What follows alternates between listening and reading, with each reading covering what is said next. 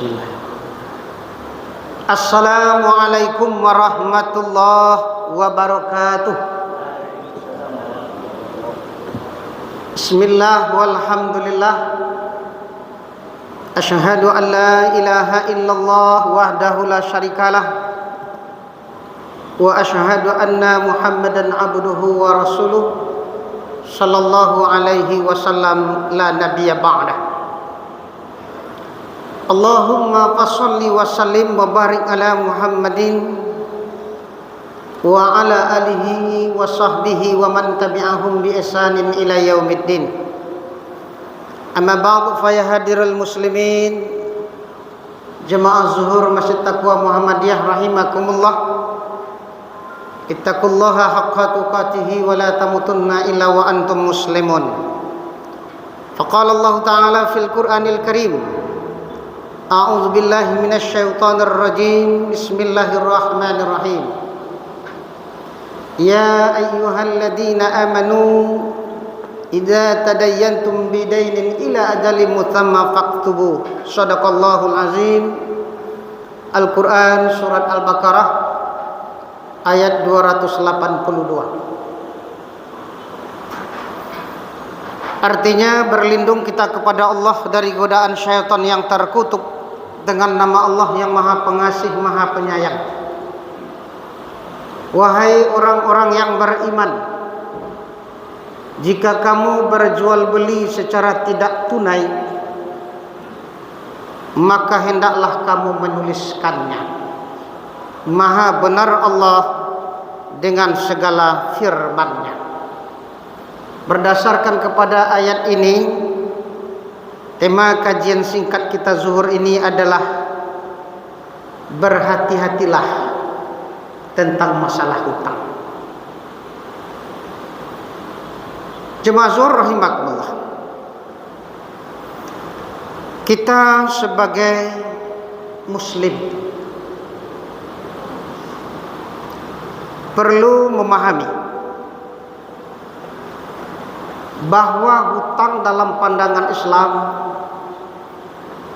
bukanlah perkara yang ringan, bukanlah perkara yang enteng. Ada 3 hadis sahih Bapak Ibu kaum muslimin sidang jemaah zuhur rahimakumullah yang menjelaskan kepada kita betapa hutang itu harus kita berhati-hati. Memang kita di dalam hidup ini siapapun pasti pernah berhutang. Pak Haji pernah hutang? Pasti pernah. Tanpa kecuali saya rasa kita semua jemaah zuhur Masjid Taqwa Muhammadiyah hari ini kok ditanya kawa le pernah berhutang Bu? Pasti pernah. Walaupun kayu gadangnya gini Pak. Karena memang berhutang dalam syariat Islam hukumnya mubah, boleh.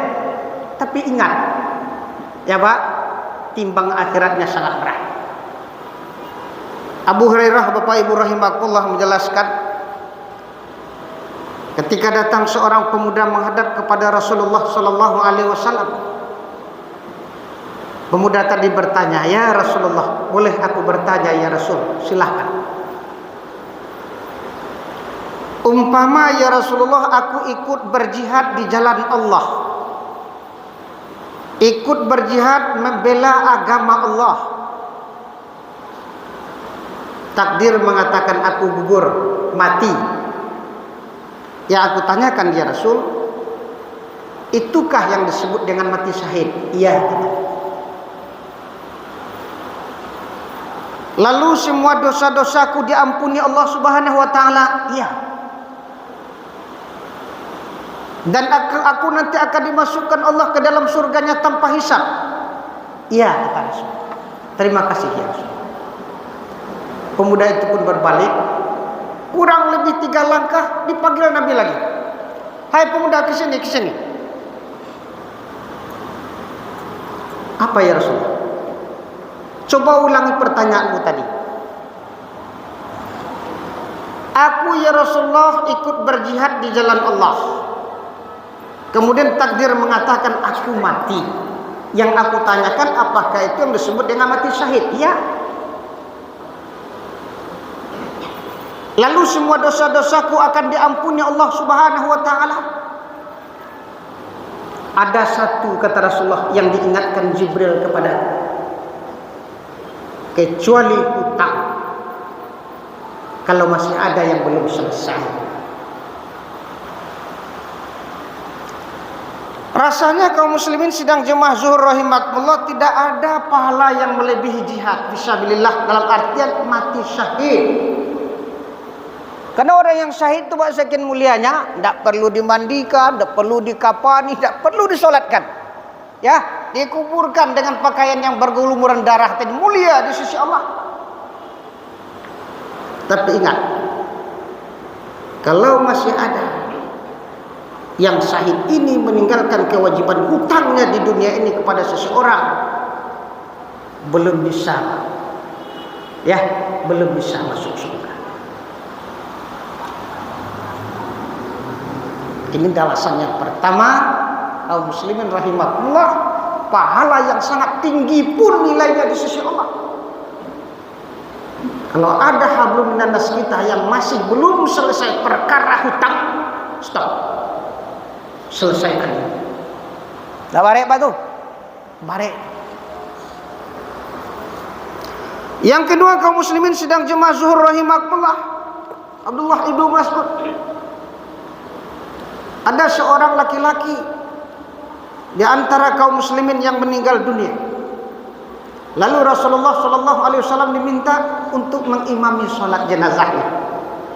Sebagaimana kebiasaan Rasulullah sallallahu alaihi wasallam, Rasul selalu bertanya. Awak saya kini tidak pernah bertanya, Pak. Nabi selalu ditanya. Ana ditanyakan Nabi, ini almarhum yang akan kita solatkan, masih adakah meninggalkan hutang? Dalam riwayat ini ada, ya Rasulullah, kata kerabatnya. Sehingga Rasul bertanya lagi, adakah almarhum ini meninggalkan harta warisan yang akan dapat menyelesaikan hutang-hutangnya itu? Semuanya terdiam. Oh, bukan berbahagia. Kerabatnya mengatakan, tidak ada ya Rasulullah. Tidak ada warisan yang akan menyelesaikan hutangnya itu. Lalu Rasul bertanya lagi, adakah di antara kerabatnya, sahabat-sahabat sekalian yang akan bisa menjamin hutangnya itu? Semuanya terdiam. Jadi kalaulah jamin menjamin, Pak, diam saja. Diulang oleh Rasulullah kembali, kaum muslimin sedang jemaah zuhur rahimakumullah, sianan ka menjamin hutang gaek wah.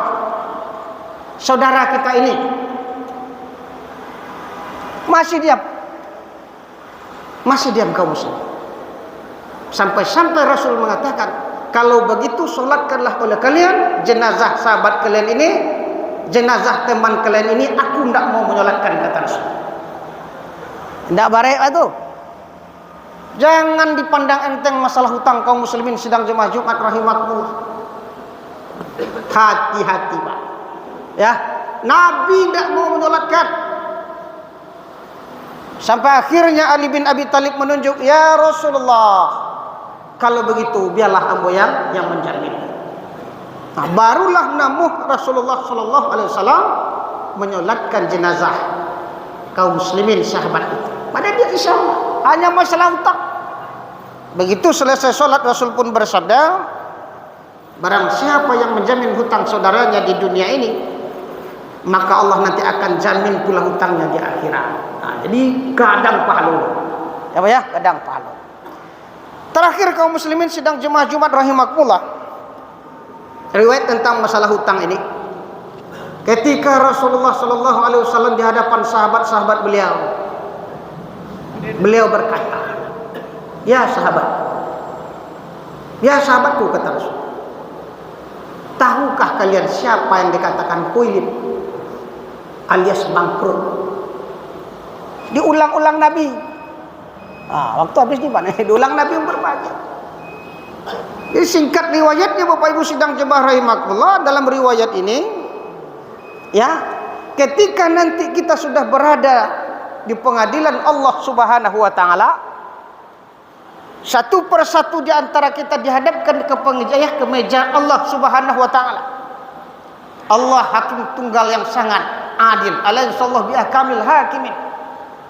Dipanggil sepulan. Dibuka kitab amal kebaikannya. Oh rajin pak, salat zuhur rajin ke Masjid Taqwa Muhammadiyah.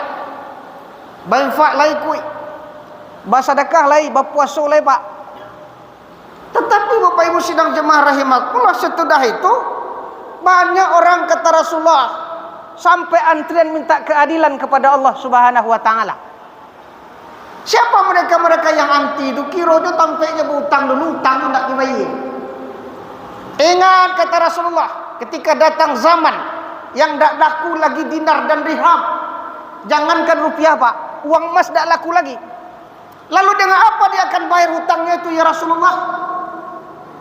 Dia akan bayar dengan amal solehnya. Ya Pak ya. Jadi dipanggil Bapak dan Ibu Syiah, sesuai dengan keadilan Allah, dia ambillah pahalanya, ya Pak ya, dikasihkan kepada Syiah. Datang si B, diambil lagi pahalanya. Saking banyaknya orang yang menuntut kaum muslimin sedang jemaah zuhur rahimakumullah, saking banyaknya orang yang menuntut keadilan itu, sampai sudah ludes semua amal kebaikannya, amal solehnya nol. Masih banyak orang yang menuntut. Dengan apa lagi dia akan bayar ya Rasulullah? Kata Rasulullah, dosa orang itu akan dipukulkan ke pundaknya. Jadi kalau kita meminjamkan orang pak, jangan takut indah dibayar. Ya, kalau not dengan amal soleh dibayarnya nanti di akhirat, ya dosa awak tu dibayar, dosa awak yang meminjamkan tadi pak ya, akan dipikulkan ke pundak sesuai dengan keadilan Allah. Jadi inilah kaum muslimin, berhati-hatilah kita dengan masalah hutang ini, karena hutang ini berat timbangannya di akhirat. Maka sebagai seorang mukmin berlaku jujurlah hidup di dunia ini. Itu yang lebih utama. Assalamualaikum warahmatullahi wabarakatuh.